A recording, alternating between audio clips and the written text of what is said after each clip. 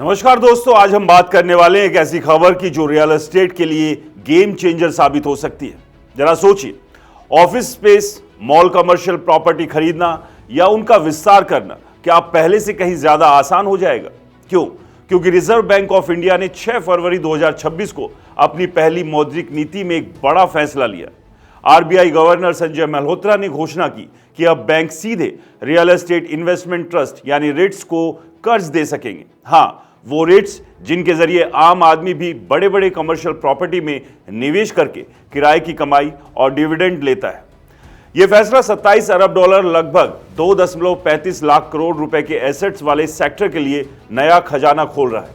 तो चलिए इस पूरी कहानी को समझते हैं फैक्ट्स और डिटेल्स के साथ। सबसे पहले बैकग्राउंड समझ लीजिए। रेट्स क्या है? ये ट्रस्ट बड़े office buildings, malls, retail space जैसी कमर्शियल प्रॉपर्टी को मैनेज करते हैं।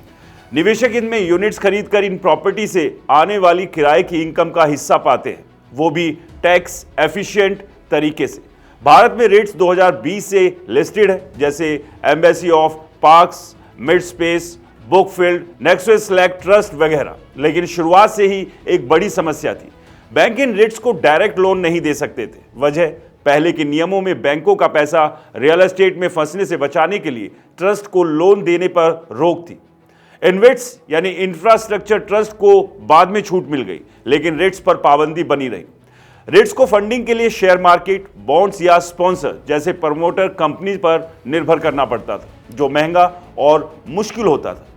अब आया वो बड़ा बदलाव। 6 फरवरी 2026 की मौद्रिक नीति में गवर्नर संजय मल्होत्रा ने साफ कहा, लिस्टेड रेट्स के मजबूत रेगुलेटरी फ्रेमवर्क को देखते हुए अब कमर्शियल बैंक इनको उचित सुरक्षा उपाय यानी प्रूडेंशियल सेफगार्ड्स के साथ डायरेक्ट फाइनेंस दे सकते हैं। यानी कर्ज मिलेगा, लेकिन सख्त अंडरराइटिंग, एक्सपोजर लिमिट और निगरानी के साथ। इन्वेट्स के नियमों को भी रेट्स के साथ हार्मोनाइज किया जा रहा है। यह फैसला रियल एस्टेट फंडिंग के दूसरे परिदृश्य को बदल देगा, क्योंकि बैंक लोन आमतौर पर सस्ता होता है, बॉन्ड्स या मार्केट फंडिंग से कम ब्याज दर पर। इससे रेट्स की फंडिंग कॉस्ट घटेगी, रिफाइनेंसिंग आसान होगी और नए एसेट्स खरीदने या एक्सपेंड करने में तेजी आएगी। अब आंकड़ों पर नजर डालते हैं दोस्तों। इंडियन रेट्स का कुल AUM एसेट्स अंडर मैनेजमेंट अभी लगभग 2.35 लाख करोड़ रुपए, करीब 27 से 28 अरब डॉलर का है, जो मुख्य रूप से ऑफिस और रिटेल सेगमेंट में लगा हुआ है। हाल की तिमाही में ये ट्रस्ट 2300 करोड़ रुपए से ज्यादा का डिस्ट्रीब्यूशन यानी डिविडेंड कर चुके हैं। नाइट फ्रैंक इंडिया के चेयरमैन शिशिर बेजल ने इससे सेक्टर के लिए स्वागत योग्य कदम बताया।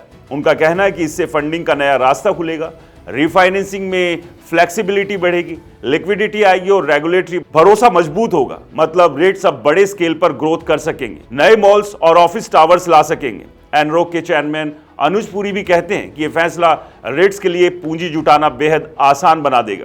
खर्च कम होगा, ऑफिस और रिटेल सेगमेंट में विस्तार तेज होगा। निवेशकों के लिए अच्छी खबर यह है, कम फंडिंग कॉस्ट में ज्यादा कैश फ्लो बनेगा, जिससे डिविडेंड और रिटर्न्स बढ़ सकते हैं।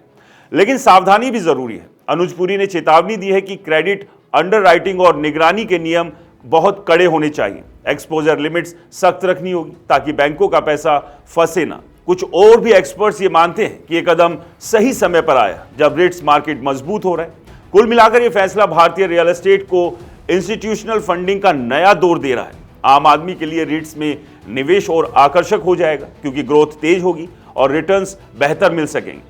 लेकिन दोस्तों याद रखिए, हर निवेश में रिस्क होता है, market risk, interest rate risk. फिर भी आरबीआई का यह कदम सेक्टर को बूस्ट देने वाला है। अगर आप रेट्स में इन्वेस्टेड है तो अब मौका अच्छा लग रहा है, लेकिन रिसर्च करें, एक्सपर्ट की सलाह लेकर कदम उठाएं।